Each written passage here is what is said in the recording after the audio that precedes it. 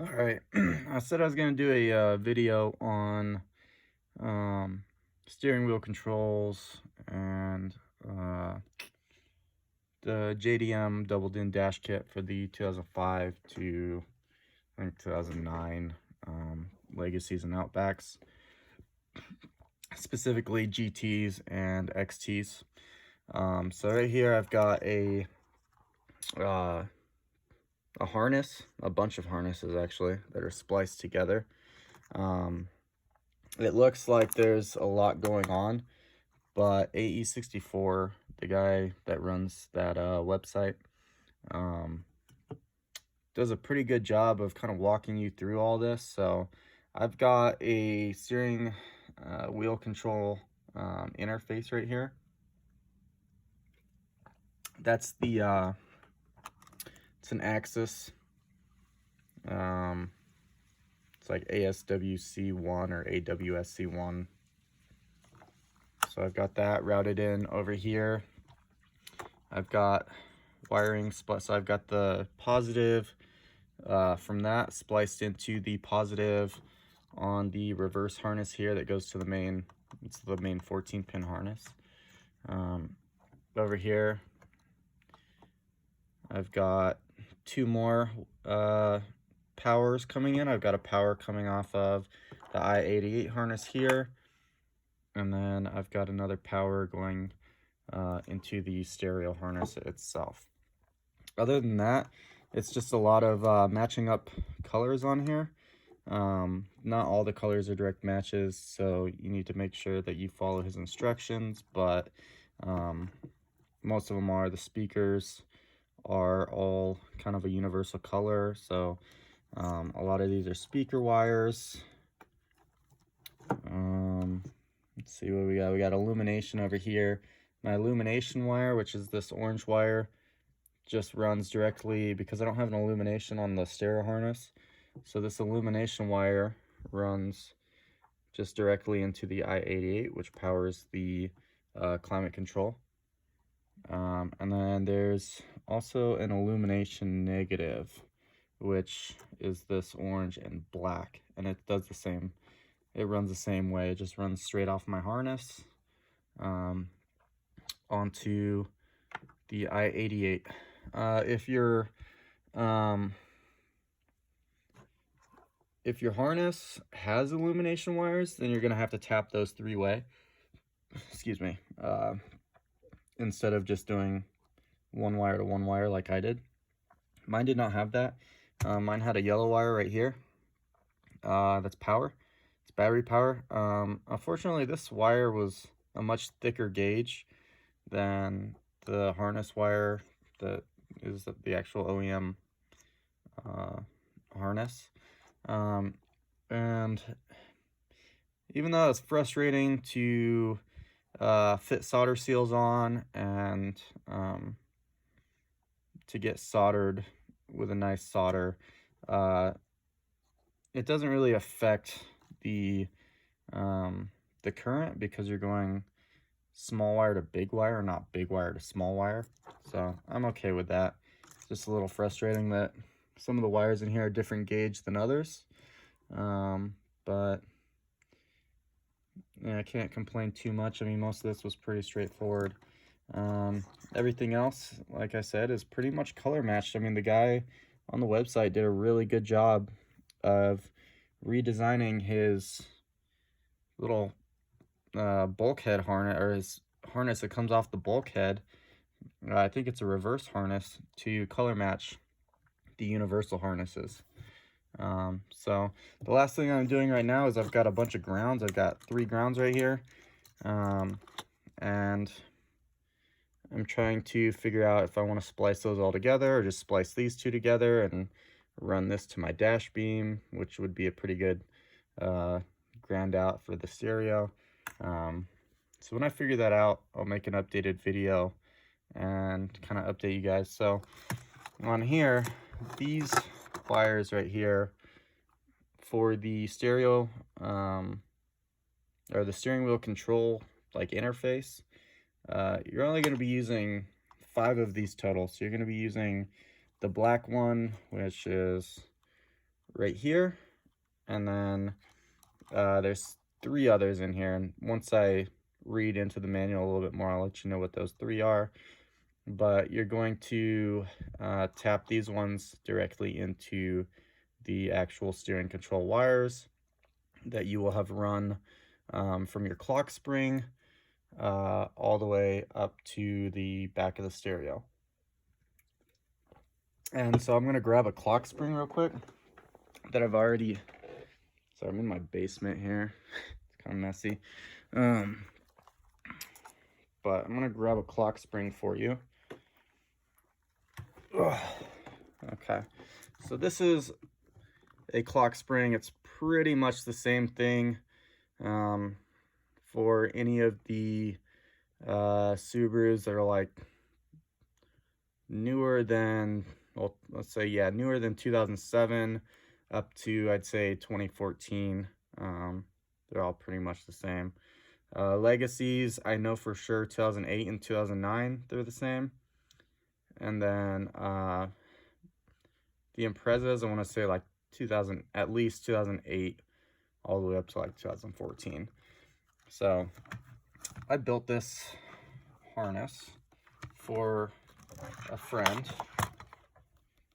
And sorry, everything's a real mess around here. I'm gonna remove this other harness real quick because the wires are gonna get jumbled and confused. But if you look, there's a clock spring, and then I took a harness. Actually, you know what? The customer had this harness. It was basically just a pigtail, and then I took multicolor like 20 AWG wire and ran a very long pigtail all the way back here. So I've got on my laptop, and I'll probably pull it up in a second, but on this old laptop of mine, I've got the pinout for the steering wheel control wires. And so when I get that figured out here in a minute, I'll continue this video and let you know what wires, or what pins, I guess, from this pin right here are going to plug into this steering wheel control interface. All right, so I was researching the pinout a little bit more just to make sure that I had the right wires labeled for the steering wheel controls. And I've got this pinout pulled up right here. And if you look right here, the wire that they have labeled is yellow. And if you bring it back up to the clock spring, that is pin 9 at the clock spring connector ST1 to B68. So B68 is on the bulkhead side, ST1 is on the clock spring side. Pin 9 is the common. That's the common wire for the steering wheel controls. So when you're setting up your steering wheel controls, you're going to tap pin 9 into your ground wires. So chassis ground on the harness, wherever that might be on your either 14 pin. Well, I'm sure you'll only have a 14 pin behind the stereo, but just make sure to tap that one into ground. And then the other two, you've got pin 3. Pin 3 is green and orange, and pin 6 is black and green. That's on the ASWC1 interface. So, like I said, the other pin, what was it, 9? Hold on, let me see. Pin, I'll go back over here. Yes, pin 9 on this other one. on this diagram right here. If you look right there, that's a 9, that's the ground. The other two, I just gave you the wires that they hook up to, on at least on the axxess. If you're doing a different steering wheel interface module, then you might want to ignore this video, because this is pretty specific to the axxess. I thought it was easier to deal with than the other modules that are out there, so that's what I went with. But yeah, I mean, that's pretty much the gist of getting steering wheel controls hooked up in your car. You just need to run your own wires and hook them up to the right wires on the axxess. Now, if you have a different model, say you're trying to run steering wheel controls for like a 2009 Legacy or Legacy GT, you need to research the pinout, because this was pretty specific to the 2011s, 2012, 2013 imprezas. I think all the way back to like 2009 imprezas. Probably all have the same pinout. But in the off chance that your pinouts are a little bit different, because I do believe that the Legacies are different, at least on the bottom roll connector, so the steering switch actually is all switched around on the 2008 and 2009 Legacy GTs. Instead of being 4, 5, and 6, they're pins 1, 2, and 3. So you just need to make sure you double check your field service diagrams, which, let me pull up something real quick here. So these service manuals, let me pull this out real quick. So if you look at this website and you just type in jdmfsm.info/auto/Japan/Subaru, and then you could either end it there or go one more, legacy_outback/2009. So you can go as in-depth as you'd like to on that website and get into all these different service diagrams, which is really helpful. You need to kind of explore the system yourself, because there's thousands of pages in each one of these in each one of these manuals, which can get really tedious combing through that. So like this certain year, I think this is the 2009 Legacy, so it's got the audio NO TAC 2 as its page code, so it's it's different than the 2013 STI, but it'll tell you pretty much everything you need to know about where every single wire goes. This is a very helpful website I found. And I mean, it's not just one service manual, it's like every single Subaru service manual that you could think of for free on here, when normally you have to pay a pretty decent price to be able to get the same access. So yeah, that's all I got for now. I'm going to go ahead and install this goofy looking harness and hook up these steering wheel control wires, and I will let you guys know if it works. Alright guys, I've got all the wiring hooked up now. This took quite a bit of effort, so I'm not using this one. I have in the middle here, this is a T connector that is so that I can use my subwoofer. So that added a lot of just random wires into the harness. Otherwise it would have looked a little cleaner, but with the subwoofer coming in right here, it just makes this look like a mess. So I've got, this is the stereo harness ground, and I actually have that hooked up just back here. So So it focuses. It might be the best that it's going to focus, but right there on that little bracket behind the kick plate or the kick panel, that's where I grounded that stereo ground into. Let's see, I've got my two, so these two are my steering wheel control wires. They're ran up under the dash back to right here. I did a continuity test on all three wires. I know you saw two over here, but there's one more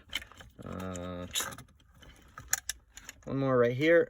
That's basically the ground. It's the common wire for the steering wheel controls. So I just tapped that into ground. This was a pain. This is my parking brake wire. I have it, can't really see it now because I put the cover back on, but I have it T-tapped somewhere right down here. It's right under there. So that's the only T-tap I used on the car. Everything else I pretty much did soldering. I'm gonna hook these two wires up to the side of the stereo. Still got my ultra long microphone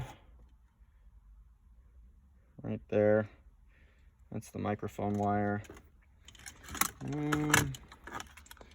This is the axxess module. I'm not using that. It's just a random wire, but I'm not going to cut it because that is for a backup camera in case I ever decide to put a backup camera in here. You need to make sure that you plug this little piece that comes with the JDM harness in. That is just another ground. Originally, this plug right here plugged into the back of the stereo. So this is one of the two grounds that I said I was going to hook up to the side of the stereo. But yeah, I mean, that's about it. It looks like a rat's nest right now. It's so much wiring, and I don't know why this camera is not focusing. Maybe it's the light. Hold on. Well, maybe I just have a dirty lens. I don't know. But yeah, just want to give you guys an update of what the wiring looks like in here. It is pretty chaotic. So yeah, this is what you have to look forward to if you're gonna do the double DIN with the audio control and Bluetooth wires all hooked up. It is a lot of wiring. I used solder seals. As you can see, these are my solder seal joints that I used. Most of them I double layered, so I'd put a solder seal on and then I would put heat shrink on top of that. But I ran out, and I'm pretty confident that the solder seal, I guess heat tubing, is gonna hold up. So yeah, I will. Well, I'm actually waiting for my Dremel to charge up so that I can continue to cut this piece out, because I have most of it cut out. I'm just waiting on the Dremel so I can cut that piece out. That way my JDM hazard switch can fit in there. And as soon as that Dremel is done charging, I will get back to you guys and let you know if everything works.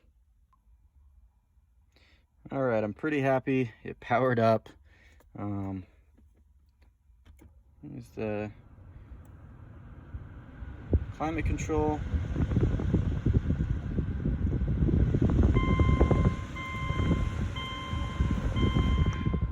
Turn that way down.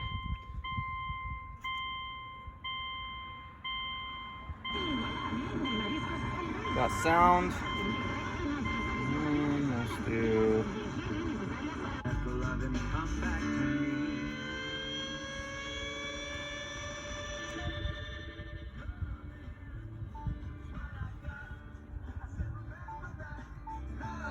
Oh, look at this.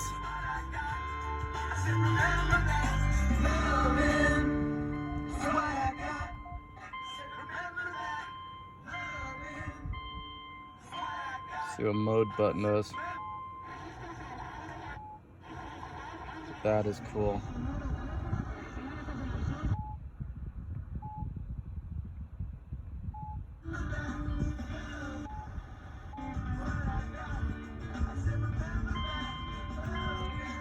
everything works.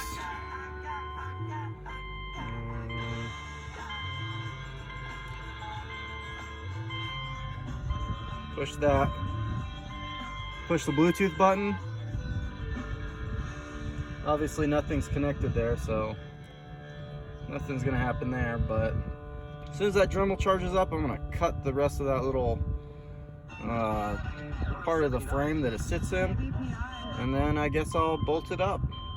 And that is how you get your audio controls working and install a double bin. It's pretty awesome.